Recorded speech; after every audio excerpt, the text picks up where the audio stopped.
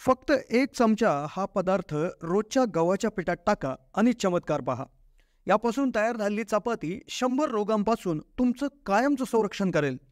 व्हिडिओमध्ये 6 असे पॉवरफुल पदार्थ सांगतोय की ज्याचा एक चमचा जरी रोजच्या चपातीच्या पिठात जर टाकला तर ती चपाती तुमचं नुसतं पोटच भरणार नाही, तर ती सुपर फूड बनणार आहे. ते एक असं आयुर्वेदिक औषध तयार होईल की जे तुमचं एक नाही, दोन नाही, तर हजारो रोगांपासून संरक्षण करेल. ज्याने शरीराला उपयुक्त घटक तर मिळतीलच, पण ती चपाती खाताना देखील खूप टेस्टी लागेल. व्हिडिओमध्ये 6 पदार्थांची अगदी डिटेल माहिती आपण घेणार आहोत. यातील एक पदार्थ रक्तातील साखर नियंत्रित ठेवतो, तर दुसरा हृदय तसेच लिव्हरला मजबूत बनवतो, तर तिसरा पदार्थ स्त्रियांना मासिक पाळीच्या संदर्भातील सर्व प्रॉब्लेमपासून दूर ठेवतो, तर चौथा पदार्थ शाकाहारी म्हणजेच मांसाहार न करणाऱ्या लोकांसाठी प्रोटीनचा खजिनाच आहे. यातील एक पदार्थ तर असा आहे की ज्यामुळे गुडघेदुखी, कॅल्शियमची कमतरता ही मुळापासून नष्ट होते.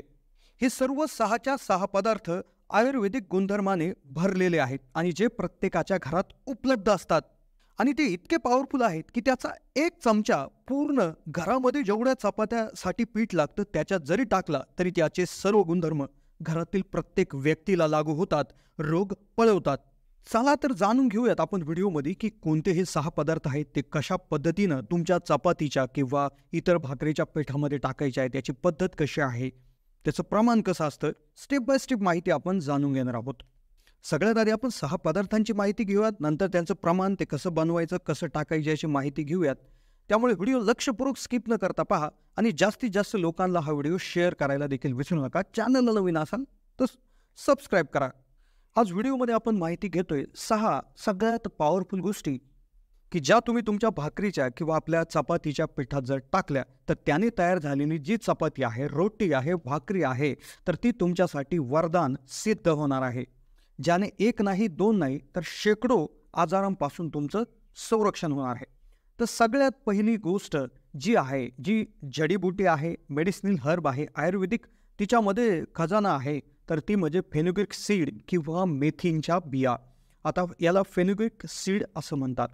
मेथी दाणा हा खाण्यासाठी देखील खूप टेस्टी लागत असतो आणि हा भरपूर मसाल्यांमध्ये देखील याचा वापर होत असतो. आपल्या आरोग्यासाठी खूप चमत्कारिक फायदे याचे होत असतात. मेथी दाण्याचा सगळ्यात मोठा जो फायदा आहे तर तो म्हणजे आपल्या शरीरातील जी वाढलेली शुगर आहे, वाढलेली जी साखर आहे, तर ती कंट्रोल करणं. त्यामुळे ह्या ज्या रुग्णांना मधुमेह आहे, डायबिटीज आहे, त्यांच्यासाठी एक चमत्कारी औषधी म्हणून काम करतं. कारण की रक्तामधली जी ब्लड शुगर आहे त्याची पातळी कमी करण्याचं काम करून शरीरामध्ये इन्शुलिन वाढवण्याचं काम देखील मोठ्या प्रमाणावर करत असतं. मेथी दाणे याचबरोबर लिव्हर आणि आपले जे पचन क्षमता आहे, डायजेशन सिस्टीम आहे, तर त्याला स्ट्रॉंग बनवण्यासाठी काम करून आपल्या शरीरातील अन्न पचवण्यामध्ये देखील मोठ्या प्रमाणात काम करतं. यामुळे तुमचं वजन देखील मोठ्या प्रमाणावर घटायला सुरुवात होत असतं. सायंटिफिक एका स्टडीमध्ये असं लक्षात आलेलं आहे की मेथी दाण्यामुळे ब्लड शुगर नियंत्रित होत असते. तर ह्याचं हे कसं करायचं, तर सगळ्यात आधी तुम्ही मेथीचे दाणे तव्यावर घेऊन थोडंसं त्याला भाजून घ्यायचं आहे. त्यानंतर गार झाल्यानंतर आपल्या मिक्सरमधून त्याचं बारीक पीठ करून घ्यायचं आहे. जेव्हा आपल्याला चपात्या किंवा भाकरी बनवायच्या आहे तर त्यामध्ये एखादा टीस्पून, एखादा जो आपला चमचा आहे तर 1 चमचा त्या ठिकाणी ॲड करायचा आहे आणि चपात्या करून घ्यायच्या आहेत. मेथी दाणा सुरुवातीला तुम्ही थोडासा कमी प्रमाणात वापरू शकता, हळूहळू थोडंसं तुम्ही याला वाढवू शकता. हा उष्णता असल्यामुळे उन्हाळ्यामध्ये थोडासा कमी, पण हिवाळ्यामध्ये सगळ्यात जास्त याचा वापर तुम्ही करू शकता. नंतर पुढे चालून तुम्ही 2 ते 3 चमचे पूर्ण घराच्या पिठामध्ये ॲड करू शकता. मेथी दाण्यानंतर दुसरा नंबर येतो फ्लॅक्स सीड्स किंवा अळशींच्या बियाचा. खूप जबरदस्त फायदे आहेत. हा हृदयाच्या आरोग्यासंबंधी सगळ्यात महत्त्वाचं काम करतो. आपल्या हृदयाची जी आरोग्य आहे, हृदयाची जी कार्यक्षमता आहे ती जबरदस्त रीतीने वाढवतो. त्यानंतर दुसरा याचा फायदा अळशींच्या बियाचा जो आहे तर तो आपले जे जॉईंट पेन आहे, म्हणजे आपले हाडांचे दुखणे असतील किंवा जे आपले जॉईंट्स आहेत ते दुखणे असतील, तर या ठिकाणी देखील खूप चांगल्या प्रकारे काम करतो.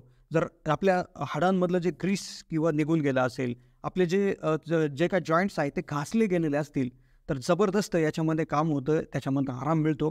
याच्यामध्ये ओमेगा 3 फॅटी ॲसिड्स भरपूर प्रमाणात असतात, त्यामुळे हृदयासाठी खूप चांगले येत असतात. आपल्या शरीरातील नसांना खूप नरम आणि मुलायम आणि लचीलं हे बनवत असतं. त्यामुळे जो ब्लड प्रेशर आहे, BP आहे, तो देखील कंट्रोलमध्ये राहतं आपल्या जॉईंटमधलं जे ग्रीस आहे तर ते देखील वाढवण्याचं काम करतं. कुठे सूज आलेले असेल, कुठे त्या ठिकाणी वेदना होत असतील तर ते देखील कमी करण्याचं काम करतं. अळशीच्या बिया देखील तुम्ही तव्यावर ठेवून आरामात थोड्याशा भाजून साधारणपणे प्रत्येक 4 चपात्यांसाठी तुम्ही 1 चमचा अळशीच्या बियांची पावडर त्या ठिकाणी वापरू शकता. याचा टेस्ट देखील खूप चांगली आहे, त्यामुळे हे थोडंसं जास्त प्रमाणात देखील तुम्ही वापरू शकता. तिसरी गोष्ट आहे कॅरम सीड्स, अजवाईन किंवा ओवा. आता ओवा पोटातील जे काही गॅस आहे, ॲसिडिटी आहे, हे कमी करण्यासाठी रामबाण औषध आहे. याने पोटातील बऱ्याचशा विकारांमध्ये आराम मिळतो, गॅसचा प्रॉब्लेम दूर होतो, ॲसिडिटीचा प्रॉब्लेम दूर होतो. तर हे करत असताना तुम्ही याला देखील थोडंसं भाजून घ्यायचं आहे.